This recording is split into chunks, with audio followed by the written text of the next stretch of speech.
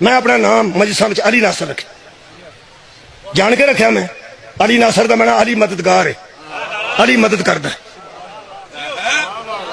मेरे अब्बे का नाम बरकत अली है, उहदे च भी अली आउंदा। दादे का नाम मुहम्मद दीन है, उहदे च दीन आउंदा। अगों दादे का शनाख्ती कार्ड मेरे कोल है, उहदे च ना दीन आउंदा, ना अली आउंदा, ना हुसैन आउंदा, ना मुहम्मद आउंदा।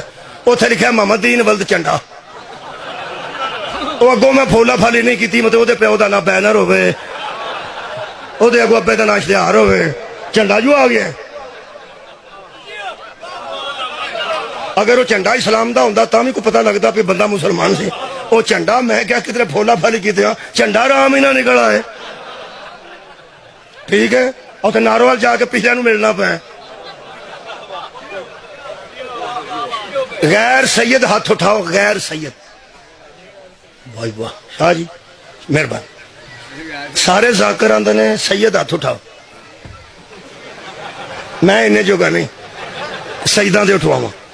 ਇਹਦਾ मतलब है इस भरे मजमे विच अलहमदुलिल्लाह साडी तादाद काफ़ी है। साडी और जो साडी चाहुंदे हो ते बोलो यार।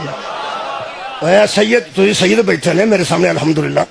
होर शाह साहब बैठे ने, सैयद बिस्मिल्लाह शाह साहब बैठे। शाह जी बिस्मिल्लाह। शाह जी तुसीं थोड़े हो, वैसे असीं इस वेले ज़रा ज़्यादा वां। वो जिहड़े असीं आ ना, असीं